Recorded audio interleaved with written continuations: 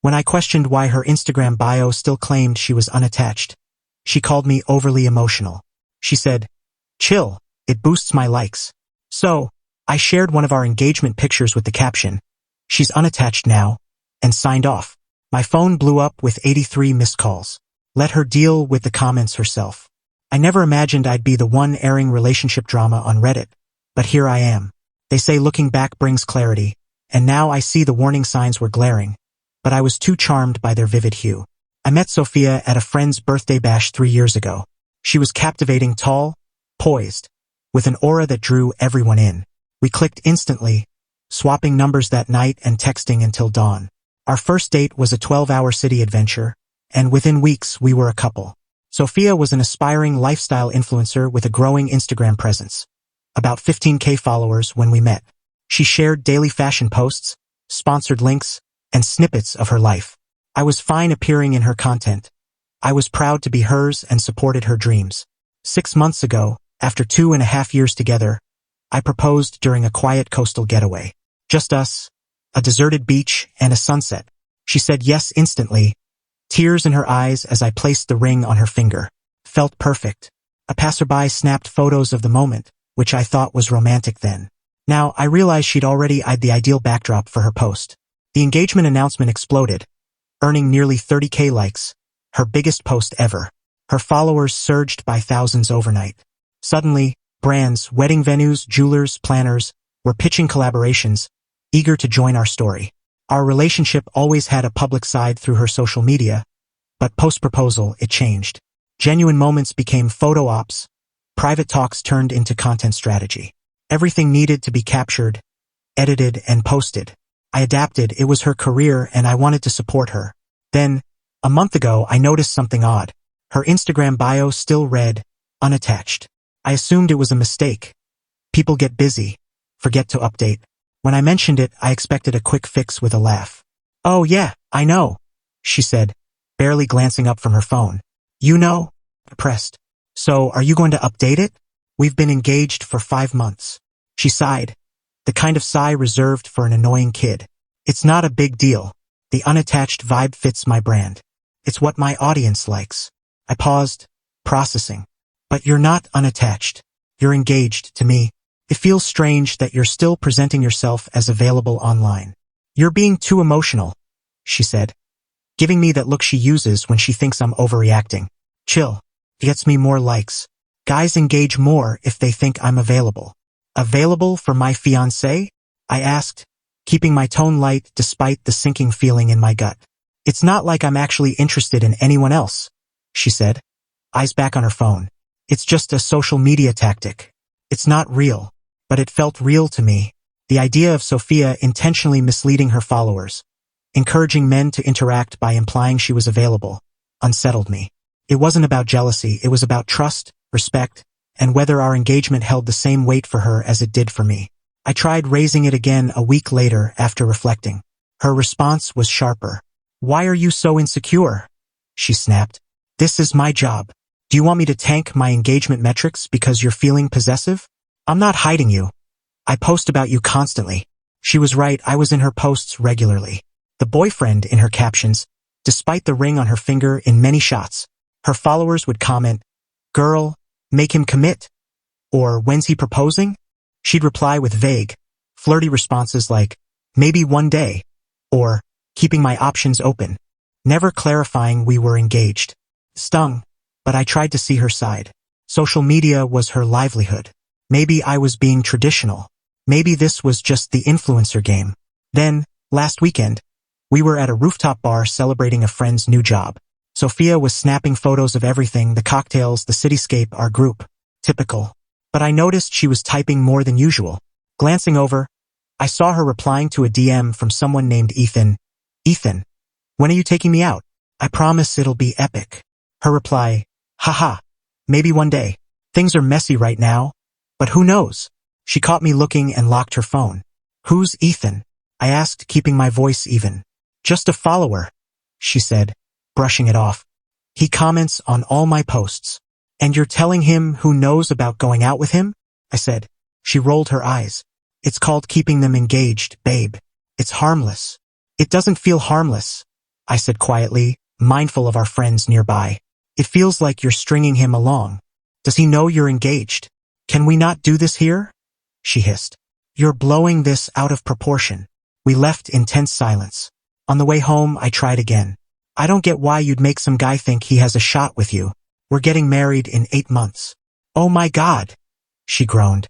It's not that deep. It's just how you keep followers hooked. You don't give them what they want. You just make them think they might get it someday. So you're using the idea of being available to keep guys following you, even though you're taken? I asked. Everyone does it, she insisted. It's practically standard practice. Why are you acting like such a child about this? A child? Too emotional, insecure, possessive. The pattern was undeniable, and something in me broke. You're right, I said, suddenly calm. It's not a big deal. She looked surprised, then relieved. Exactly. I'm glad you're finally getting it. The next morning, I made breakfast as usual, kissed her goodbye as she headed to a shoot. Then I opened Instagram, something I rarely did. My account was mostly inactive. Some travel photos, a few milestones, nothing recent. The last post was 8 months old. I found one of our engagement photos Sophia had tagged me in. A stunning shot of her glowing, the ring sparkling, both of us radiating joy. I downloaded it and posted it to my account with a brief caption.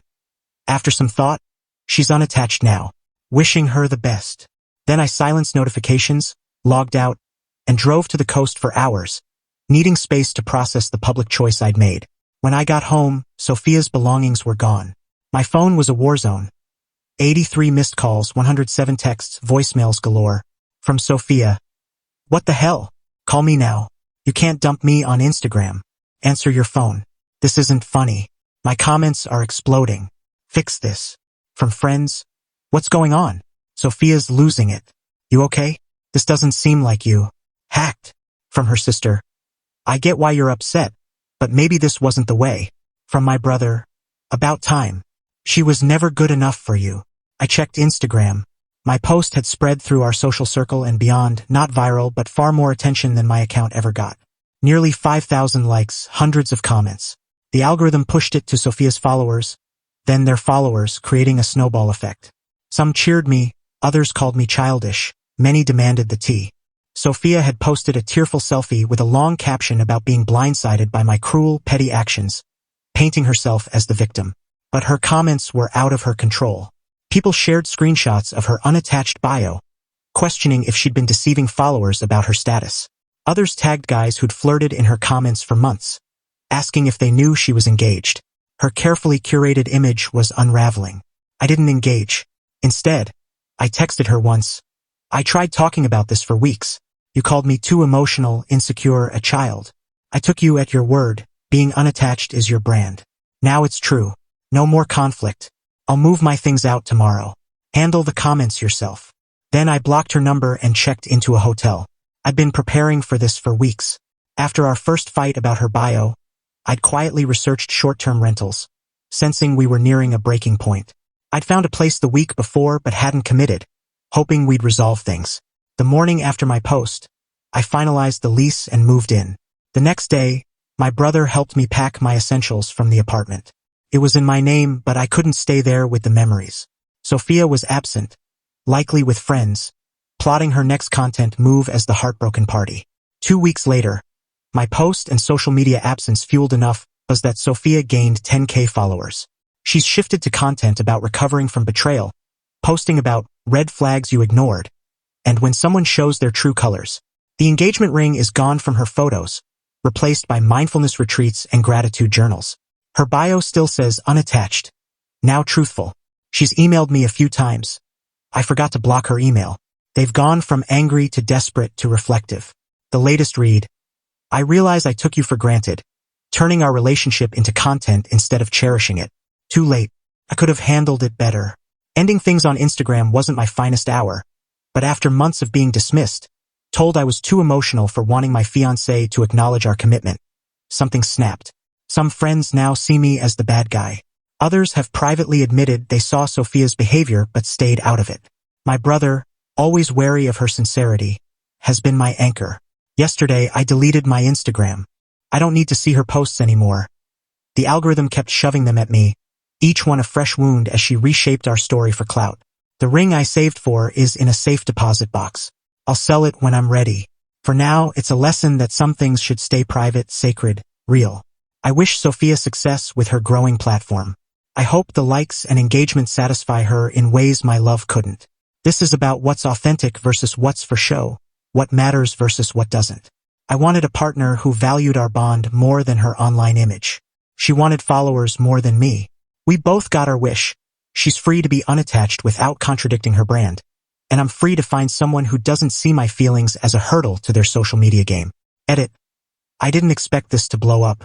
Yes, she's reached out, but I'm holding my boundaries. To those calling the public breakup petty, you're probably right. But when you've been gaslit for months, petty can feel like standing up for yourself. Edit 2. The apartment was mine from the start. She moved in a year into our relationship, but her name wasn't on the lease. I've moved out anyway, too many memories. Edit 3. Did social media ruin us? No. It just exposed who she was, a person who chose likes over honesty, engagement over respect. That was always her. I just ignored it. Edit 4. Final update. It's been a month. I'm doing better than I thought. Started therapy to unpack this and avoid carrying it forward. Sophia's now a breakup recovery coach, selling a course on turning pain into purpose. At least she's consistent.